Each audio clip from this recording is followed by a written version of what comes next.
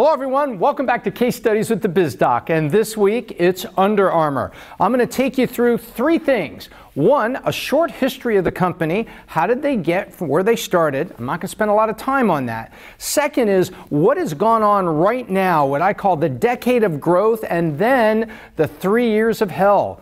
And the third thing we'll get through is what is going on right now and where do they need to go in the future. So let's go to the board and start with the history.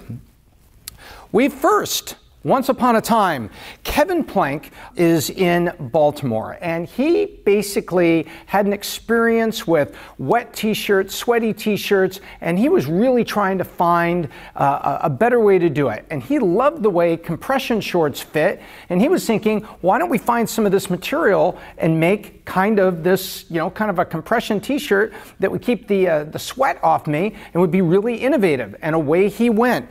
And he did that in 1996.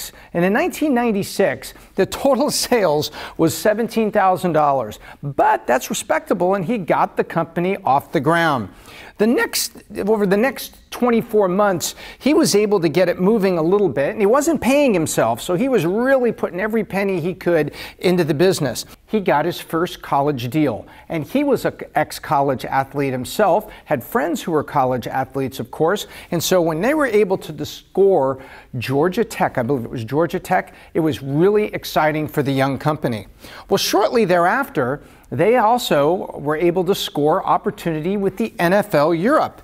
And what was interesting is they were at $100,000 in 1997 in revenue when they got that Georgia Tech deal. And then the NFL Europe, it was $394,000. So they had a respectable company. The following year, something magical would happen. They got a phone call from Hollywood, and there was some talk back and forth. They were looking for sports apparel, and they were able to get their product into Any Given Sunday. You remember Al Pacino was the coach in this amazing football movie? Well, there they have $1 million in sales off of sales and recognition that came out of that movie Any Given Sunday, and you can't buy that kind of marketing. So here they're doing really good work, making this apparel out of compression fabric, fabric that compression shorts were made out of, keeping the sweat off of you, calling it Under Armour instead of underwear. It's armor for your body underneath your workout, your pads and your jersey. And here they were off and running. Then it's amazing. Sales go up 5x from 1999 to 2000 as one at a time they got all sports leagues in America to actually make them an authorized supplier. And they were off and running. And from 2000 to 2001, they went from $5 to $28 million. And you can see they really have momentum. To 02, suddenly it was up to 50 million. Then they added Under Armour Women in 03, and that was their first time crossing $100 million in sales. And if you take a look at that, that was 7 years that it took them to do that. So this is really the story of an entrepreneur. Kevin Plank had a dream for the fabric, came out of need and understanding the client, himself being an athlete, and it wasn't an overnight success. He was sitting there working 7 years to get it here. So many people say, wow, this $100 million company was built overnight. Nope, it's another one of those great entrepreneurial stories. Is he was working his butt off, 80-hour weeks to make a $100 million company. So he was working 7 years to make himself an overnight success. Nonetheless, it was the first ad came out and they doubled the sales from 03 to 04 to $200 million. And you may remember the original ad was protect this house. The house of my body, wearing Under Armour. These garments were protecting this house. And it was a double entendre with the team, protect our house. It was really well put together, great marketing. So here they are in 04 and they're at $200 million. And then in 05, they say we're going to add golf to the lineup, and then boom, an IPO. So here you are, roughly 10 years after they started, after a decade of working hard and building up to now a $281 million revenue company. They were off and running, and it was time to go to Wall Street with the IPO. So let me turn around this way. This would start what I call the decade of growth. And during the IPO, they raised about $157 million. So that was in their bank account after the IPO. And now the shares are traded on the market. And you've got a value for the company that's there. But away they went. From 05, 6, 7, they go from 281 to 431 to $600 million. So you see the growth is going, but you can see that the stock market was getting used to them. The stock market wants to see profits. They want to see things like that. And in 08, it was only $38 million of net income on $725 million of revenue. And you can see this line is the stock price line, adjusted for stock splits and things like that. For those of you that are more technical and reviewed it, this is the adjusted for split line. And as they went from 08 to 09, that net income went to 46 and then to 68. And they had crossed $1 billion in sales in 2010. So if you look at this, the first 5 years they were public, they had a roll up, and then they had a dip down, and then they started coming up and reached $1 billion. But now watch what's happening with net income. Their net income in 2011, $96 million. So there's almost $100 million of profits coming out of a $1.5 billion company, because they also crossed $1 billion right there in 2010. And watch this orange line as we continue. You have $1.83 billion in sales in 12, $128 million in net income, $2.3 billion. So it took them, from 96 to 2010, 14 years to make their first billion, and 24 months later, boom, boom, they had crossed their second billion in revenue. Phenomenal stuff. And they were over at $162 million in net income. In 2014, they turned in $3 billion in revenue and $200 million of net income. And you can see now what's going on. They are off and running. As we get to 2014, they made some acquisitions. Acquisitions have consequences, good consequences, bad consequences. There's a consequence with every act you take or act you don't take. And the act they took here is they went and they purchased some companies. MapMyFitness, they bought this right at the end of 13 and paid $150 million for it. Then MyFitnessPal, they closed that at the beginning of 15 for $475 million. And Endomondo, it closed that in beginning of 2015 for $85 million. All of this done a little bit before 14 and at the beginning of 15 added up to $700 million. Well, where did that money come from? Well, some of it came out of their profits, but let's take a look here. These pink numbers up here is the amount of debt that the company had. It had $100 million in debt in 14, that grew to $300 million in 15, $700 million in 16, and $1 billion in 17. And we can see what's happening to the stock price. So keep that debt in mind right now, and these acquisitions that they made for companies that were going to help you, incorporate into the Under Armour brand or into the Under Armour footwear, running shoes, things so you could track your fitness and take advantage of apps that were on the market and do things like that. So it was in line with the market and in line with what Nike and others were doing, but it came at a price. I mean, it was $700 million to acquire these companies. Hello everyone, I'm coming to you from the Karbala Gap with this special announcement. I'm going to have the first BizDoc mailbag, and I will answer your questions. Just send them to my Twitter account shown there on the screen, and maybe a question about yourself, a management principle, a company that we covered, a company you want us to cover, or perhaps your company itself. Regardless, send a question to my Twitter account, and I will take a collection of what we think are really great questions, and we're going to film an episode simply entitled The BizDoc Mailbag. Now, let's get back to the case study. Anyway, in 2015, they crossed $4 billion in sales, but $233 million in profit. In other words, they did another billion in revenue, but they only added another $25 million in net income at the bottom. Well, the market started reacting to this. In 2016, they were up to $4.8 billion, and look at this. For the first time, their net income goes down from 233 to 198. Uh-oh. Then $4.9 billion in revenue in 17, that's a negative, minus $48 million. Yes, the debt was over $1 billion in 2017, going from $100 million to $1 billion. That's a 10x run up in debt over these years at a time where your net income's going there, which causes your stock to look like a roller coaster. And there's only one word for this, and that is damn. Man, that is a perfect storm of trouble. The decade of growth was officially over. And those of you who have been paying attention, you'll have seen right around early 16, and the volume really got turned up on this to mid 16. People were saying, okay, the run is over for Under Armour. The run is over. There's a couple things happen. Back in 13, they signed 2 super athletes. They signed Jordan Spieth in golf, but they also signed Steph Curry of the Golden State Warriors. And they were now competing with the big boys for these big celebrity athlete endorsement deals. And both of those deals were mammoth deals. As they get over here, you can see they've got those deals cost money, affecting net income, and the debt, you got to pay interest on that, affecting net income. And you can see they were absolutely punished. There's been a little roll up here at the beginning of 2018 that I'll talk about in a minute. But you can see the market was very upset, and there it went. So now let's take a look at some things that happened to them. And I'm going to talk about lessons in a minute that matter for you and me. So we've covered the history. I've taken you through the decade of growth. And now let's talk about the things that happened here. First of all, Sports Authority goes bankrupt.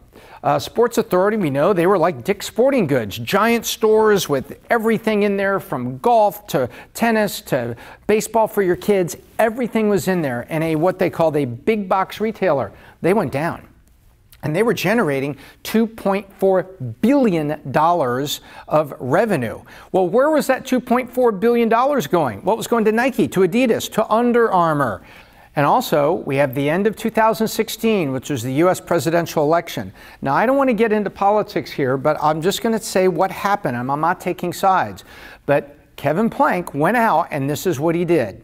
He basically announced that he supported some things that the new President Trump was doing. Some of those things a lot of people were not pleased with, like, you know, controlled immigration, closing borders. There's a lot of things that we all reacted to. Well, and I'm not going to judge it one way or the other, but if you are a CEO of a public company, there is a reality about politics.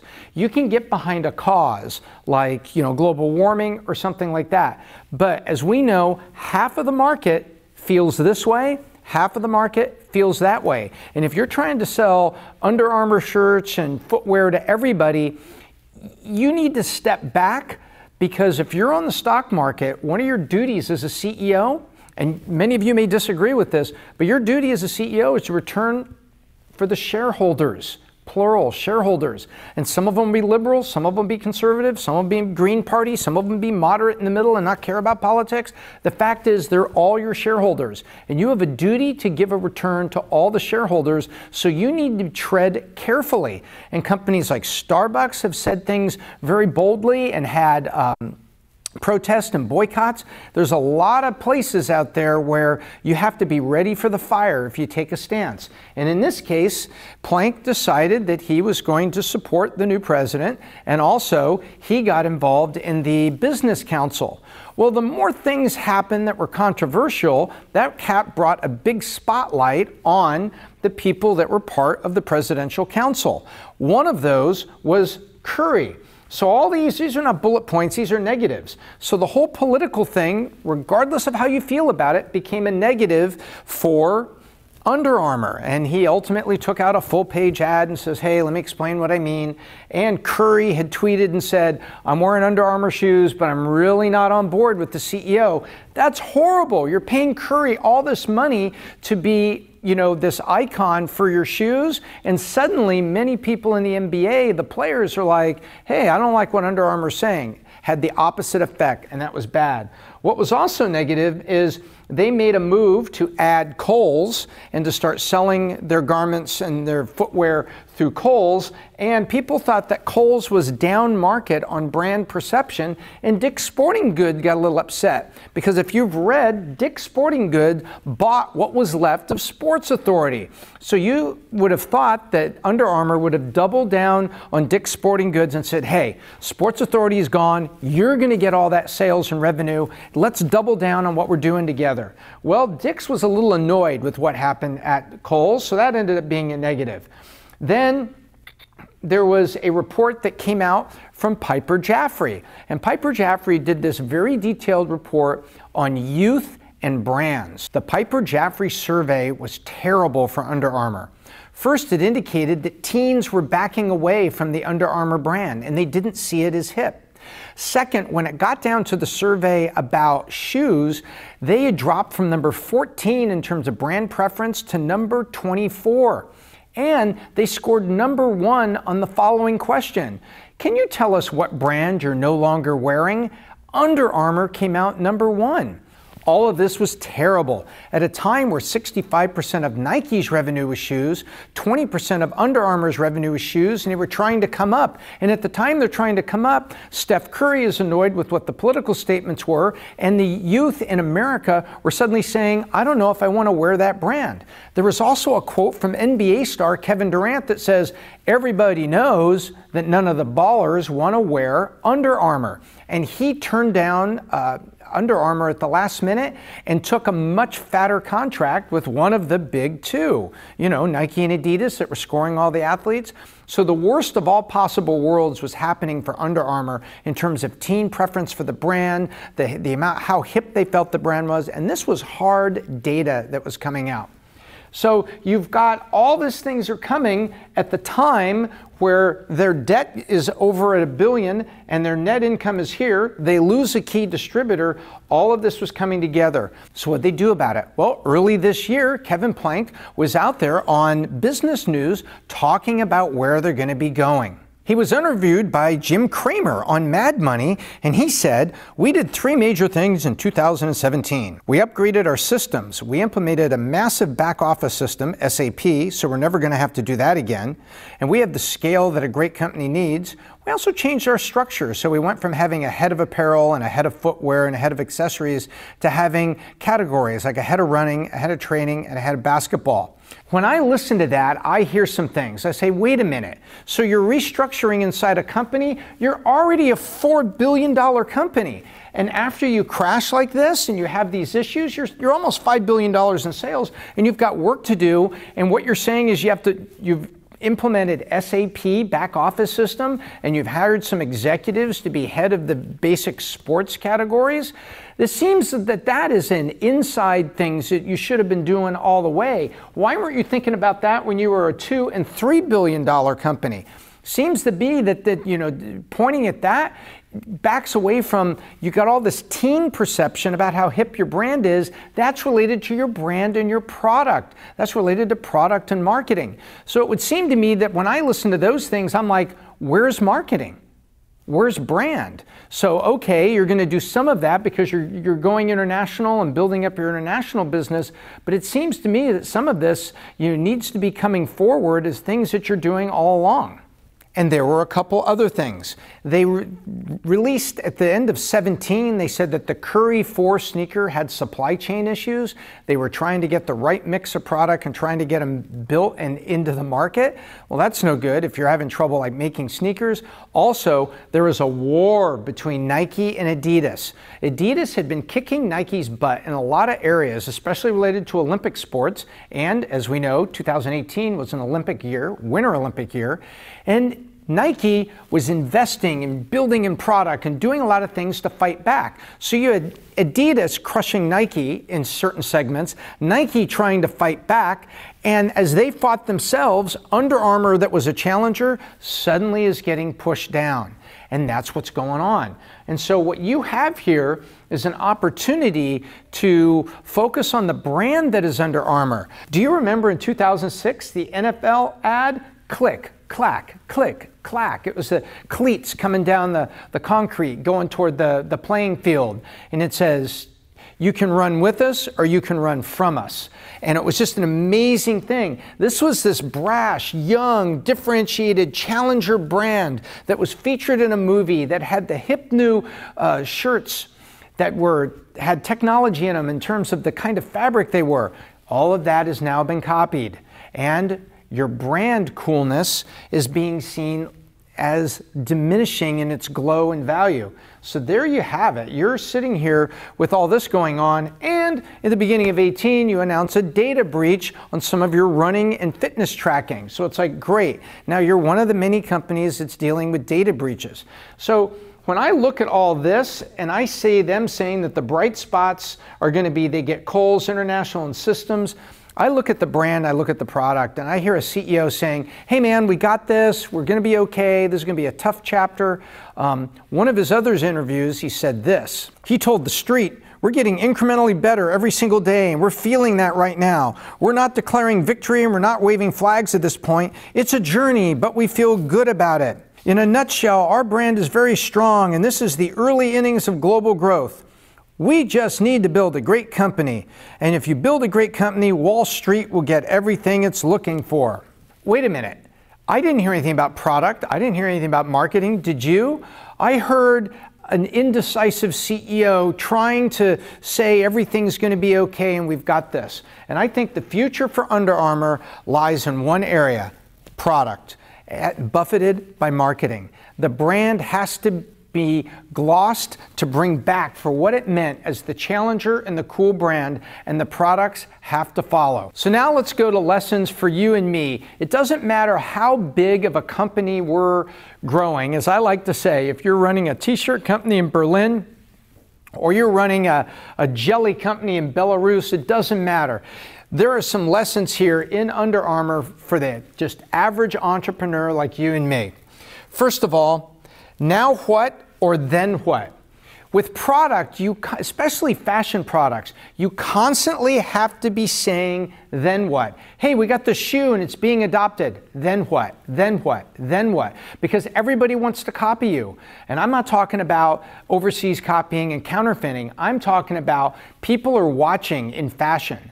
The profit is too high, the opportunity is too great, and they will be watching. And Under Armour finds itself in a situation here saying, now what?